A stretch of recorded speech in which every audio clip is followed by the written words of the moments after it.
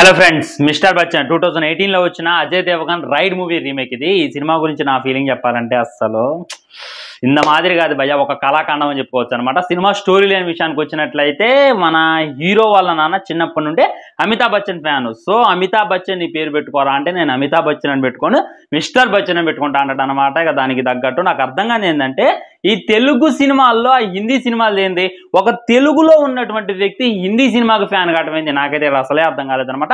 ఆ తర్వాత మనోడు ఇన్కమ్ ట్యాక్స్ ఆఫీసర్గా అవుతాడు. తనకున్నటువంటి నిజాయితీకి తనైతే సస్పెండ్ చేస్తారనమాట. సస్పెండ్ చేసిన తర్వాత తన సొంత గ్రామం రావటం, హీరోయిన్తో ఉండేటటువంటి రొమాన్స్, పనికి మన కామెడీ అనమాట. ఆ తర్వాత జగపతి బాబు అనేటటువంటి ఒక విలన్ ఉన్నాడు. వాడింటికి ఎవడికి రైడ్ వెళ్ళినా కానీ వాడు చంపేస్తుంటాడు. నువ్వే వెళ్ళాలి బచ్చన్ అని చెప్పి మళ్ళీ తిరిగి తనకైతే పోస్టింగ్ ఇవ్వడం జరిగింది అనమాట. మళ్ళీ తిరిగి రైడ్కి వెళ్తాడు భయ్యా. ఇక అక్కడ ఉంటాయి కళాఖండాలు. నాకు అర్థం కాని ఏంటంటే, రైడ్కి వెళ్ళిన వాడు రైడ్ చేసి వచ్చేస్తాడు, అంతేగాని ఏదో గెస్ట్ ఇంటికి వెళ్ళినట్టు, బంధువుల ఇంటికి వెళ్ళినట్టు 3-4 రోజులు, వారం రోజులు, నెల రోజులు అక్కడ తిని పన్నాడు అనమాట. ఇది ఏ ఇన్కమ్ ట్యాక్స్ ఆఫీసర్ కూడా చేయరు. మార్నింగ్ రైడ్కి వెళ్ళారంటే ఈవినింగ్ కల్లా రైడ్ ఫినిష్ చేస్తారు, వచ్చేస్తారు. కానీ మనోళ్ళు మట్టికి తన టీంతో వెళ్ళి వాళ్ళ ఇంటిని అయితే సత్రం చేసేస్తారనమాట. ఆ తర్వాత మన జగపతి బాబు గారు సీఎంతో ఫోన్ చేపిస్తాడు, పిఎంతో ఫోన్ చేపిస్తాడు. అసలు అయి ఉండనమాట. ఈ విధంగా సినిమా అయితే వెళ్ళిపోద్ది. ఇక సినిమా స్టోరీ లైన్ గురించి మీకు ప్రత్యేకంగా చెప్పాల్సిన అవసరం లేదు. రవితేజ అనే యాక్టింగ్ తేలిపోయింది అనేటటువంటి ఫీలింగ్ కలిగింది. ఏం మాత్రం కూడా తన యాక్టింగ్ పాస్ అయితే ఇందులో అయితే కానలేదు అనమాట. మ్యూజిక్ గురించి మాట్లాడాలన్నమాట. మ్యూజిక్ డైరెక్టర్ ఆ మ్యూజిక్ సిస్టమ్ ఆన్ చేసి అక్కడ నుండి వెళ్ళిపోయింది అనుకుంటా. మోగుతూనే ఉంది, సింకు శవరం లేకుండా వెళ్తూనే ఉంటుంది అనమాట. చిరాకు పుట్టింది అనమాట. ముఖ్యంగా హరీష్ శంకర్ గారు డైలాగ్ రైట్ అండ్ బై మీ హరీష్ శంకర్ అని చెప్పేసుకున్నాను అనమాట క్యాప్షన్.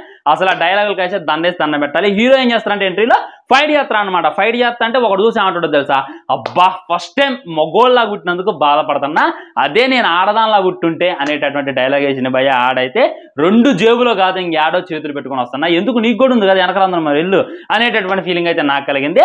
చాలా అంటే చాలా వర్స్ట్ డైలాగ్ రైటింగ్, చాలా అంటే చాలా స్లో స్క్రీన్ ప్లే అనమాట. ఇక కామెడీ సత్యాన్ని పెట్టారు, బేసిక్ కామెడీ కూడా పెట్టలేదు అనమాట. హీరోయిన్ గురించి చాలా చాలా మాట్లాడుకోవాలి. చాలా మంది హీరోయిన్ బాగుంది, ఎక్స్పోజింగ్ బాగుంది, వెళ్ళిపోదాం అని చెప్పి రెడీ అయిపోమాకండి. ఏం లేదు అక్కడ మనకి టీజర్లో చూపించేది ఏం లేదు. టీజర్లో జస్ట్ అలా చూపించారు, వాళ్ళు ఫేమస్ కావడానికి సినిమాకి హైప్ తెప్పడానికి చూపించారు. కానీ సినిమాలో అయితే ఏమీ లేదు.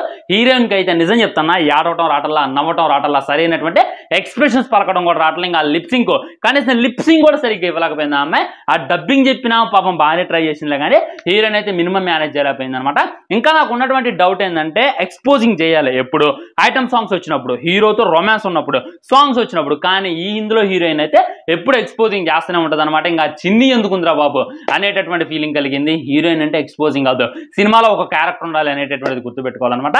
ఓవరాల్ గా సినిమా గురించి మాట్లాడుకోవాలంటే, ఇంకా పోయి ఒక బిర్యానీ తిని మంచి బీర్ దగ్గర బొబ్బడం బెటర్. నేనైతే స్పెషల్ షోరా అని చెప్పి ఊపుకుంటే వెళ్ళినా, ఇక అంతే ఊపుకుంటూ వచ్చిన మధ్యలోనే వచ్చేయాలి అనేటటువంటి ఫీలింగ్ కలిగింది. ఇంకా బాగుంటుందేమో, ఇంకా బాగుంటుందేమో, ఇంకా బాగుంటుందేమో అని చెప్పి సినిమా లాస్ట్ దాకా చూసినా అదే రొటీన్ స్క్రీన్ ప్లే, కొన్ని మార్పులు చేశారనమాట. ఆ మార్పుల వల్ల ఈ సినిమా అయితే ఫుల్ డిసప్పాయింట్మెంట్ అయిపోయింది. వెళ్ళి ట్రై చేస్తాం బ్రో మా రవెన్న కోసం అంటే ఏం లేదు. ఆడ రవెన్న కోసం ట్రై చేసిన ఏం లేదు, హీరోయిన్ కోసం ట్రై చేసిన ఏం లేదు.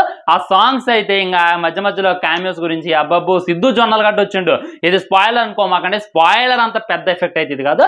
ఇక అది ఫ్రెండ్స్ ఓవరాల్ గా రివ్యూ గురించి మాట్లాడుకోవాలంటే మీకు ఏ విధంగా అనిపించింది? సో మీరు మూవీ చూసారా లేదా, చూస్తే మీ హానెస్ట్ కామెంట్ ఏంటి అనేటటువంటిది కింద తెలియజేసేటటువంటి ప్రయత్నం చేయండి. వీడియో లైక్ చేయండి, షేర్ చేయండి, ఛానల్ సబ్స్క్రైబ్ చేయండి. వందే మాత్రం. జై హింద్, నమస్కారం.